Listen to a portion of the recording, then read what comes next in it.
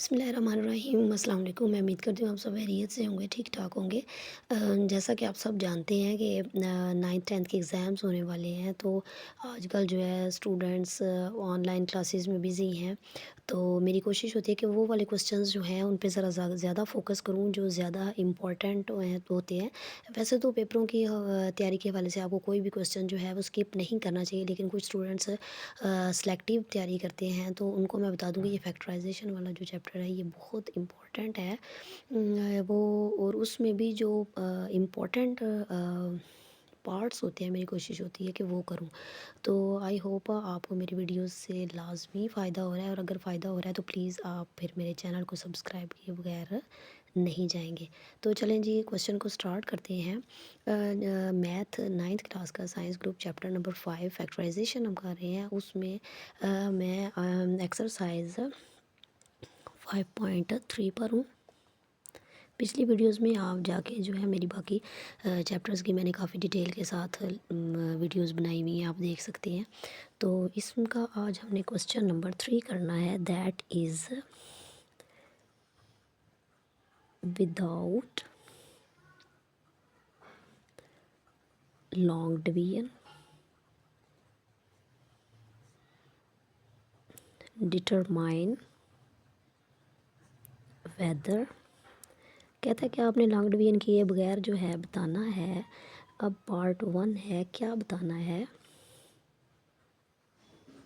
x-2 and x-3 are factors of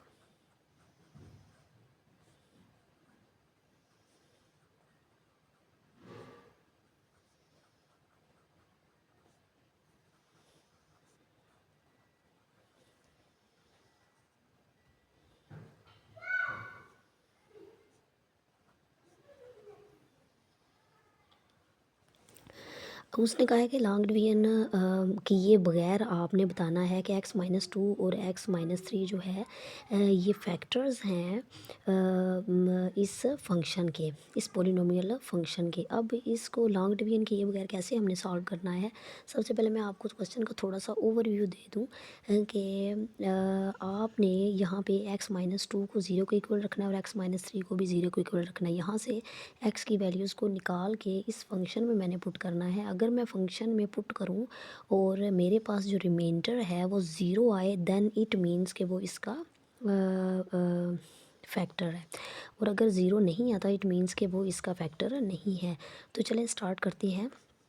अब सबसे पहले x-2 को किया, x-2 से वैल्यू आई x=2। तो इसको इस फंक्शन में पुट करके देखते हैं कि क्या वैल्यू आती है। p(2) मैंने किया, जहाँ जहाँ पे x आएगा वहाँ पे मैंने 2 पुट कर लिया।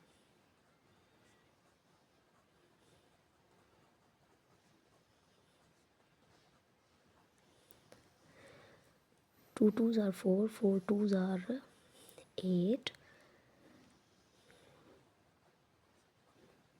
2 2s आर 4, 144 को 2 से मल्टीप्लाई करेंगे।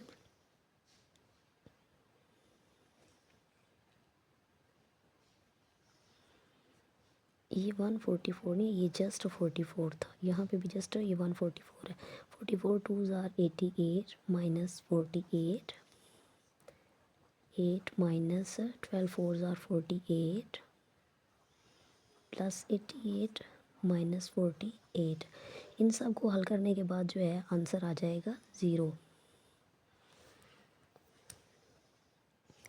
माइनस माइनस 48 96 हो गया। 96 में से 8 को मैं माइनस करूँगी तो प्लस माइनस हो जाएगा 88 माइनस, और वो ज़ीरो हो जाएगा।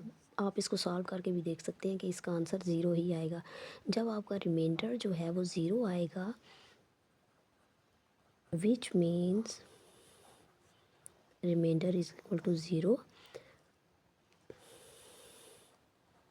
Then x-2 is factor of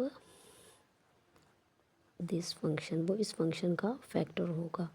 अब क्या करना है, x-2 को लिया, x-3 को 0 के इक्वल पुट किया और x इज़ इक्वल टू 3 आ गया। उसी तरह से मैंने p ऑफ अब 3 कर लिया। जहाँ जहाँ पे x है वहाँ पे मैंने 3 पुट किया।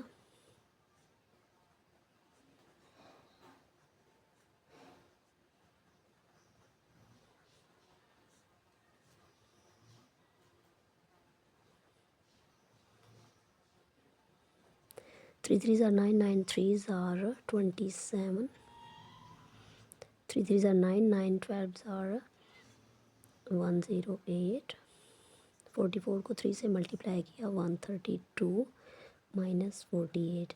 इन सब को जब मैंने हल किया है, हल करने के बाद मेरे पास आंसर आ जाएगा।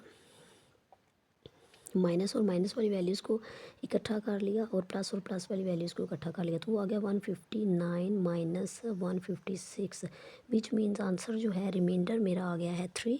अगर रिमाइंडर 3 है इट मीन्स ये जो है x माइनस 3 जो था ये इज़ नॉट फैक्टर ऑफ